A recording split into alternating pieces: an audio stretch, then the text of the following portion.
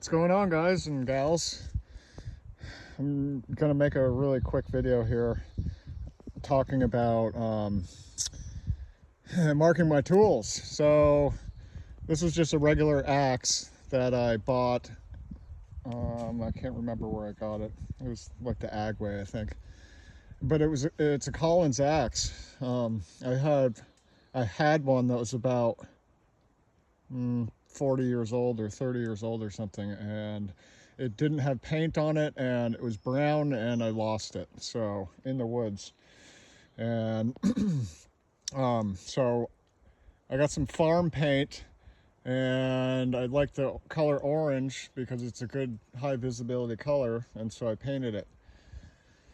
This is a 3.5 pound axe, and the other one is my mallet. This thing's taken a beating, but I'm still able to find it. It's got that yellow paint that I put on it like 5 years ago. So other than that, you know, it makes it easy to find stuff if branches land on top of it or they get, you know, covered the axe or whatever. So I won't have a problem finding it. But the next part of this video is going to talk about the sharpening and edges and stuff like that. This came factory sharpened with a certain bevel on it, and I'll probably use that until it gets dull, and then I'll try and copy the same angle. But here's the thing. So with my experience with both chainsaws and woodworking tools, you know, table saws, circular saws, sawzalls, chisels, hand, you know, palm chisels, stuff like that. You know, in terms of woodworking, you always want to have your tools sharp. All of them, like every single blade that you have, you want to have it as sharp as possible all the time. And chainsaws are a little bit different. You know, you can go sometimes a little bit longer, but as soon as you start seeing the dust coming out the other end, you know, unless it's a rotten part of the tree or it's, you know, soft cedar or something like that, it means it's getting dull. And with other motors and stuff like that, with electric motors, you know, table saws, and what happens is the blades are dull and people end up pushing harder to try and force the wood through the saw blade, and what that does is it just burns out the motor, you know, over a long period of time.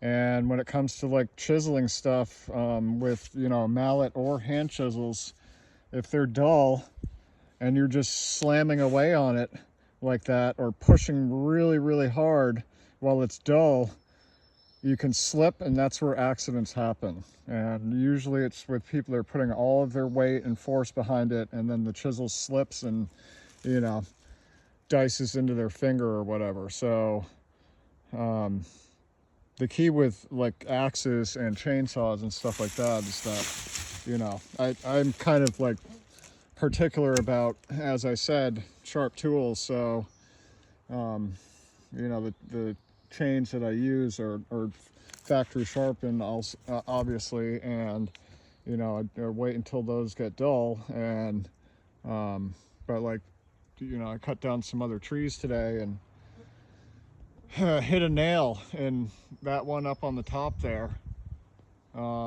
which was kind of frustrating. The first like bisecting cut that I made or whatever, it hit a nail, and it was just sitting there, you know, smoking, and it wasn't cutting through anything. So after about 3 or 4 seconds of seeing that, I stopped. And yeah, so that's kind of it for talking about this type of stuff in terms of like sharpening stuff. So usually the shorter the angle, the more dull it's going to get a lot faster. And if it's a really, really, really sharp angle, it'll also get dull faster than normal. So you have to kind of find that right angle, whether it's the hook or rake angle for your, you know, your table saw, or the rakers for your, teeth on the chainsaw that determine how big of a chip or how thick the chip is going to come out. So, yeah, 84 tooth chain or whatever, or, it took off one side of it, like pretty much like 40 of the teeth or 30 of them just got rounded over on the corner. So yeah, that's going to be fun, and it's kind of a bummer because it's a brand new Oregon chain, professional chain or whatever, and the thing rips through stuff. So kind of bummed that happened, but it's back to the sharpening. So anyway, I would just keep that in mind. And once you start cutting through plywood and stuff like that with a circular saw, there's epoxy in there, and it just really breaks down the carbide teeth. It doesn't, you can cut like 4 or 5 sheets of CDX or whatever with a circular saw, and it's going to be spitting dust at the end of it. So anyway, that's it. And it's a beautiful day today. There are black flies everywhere, and I did what I needed to do today. Cut down some dead trees and cut down some larger trees that needed to be cleared. So anyway, that's about it.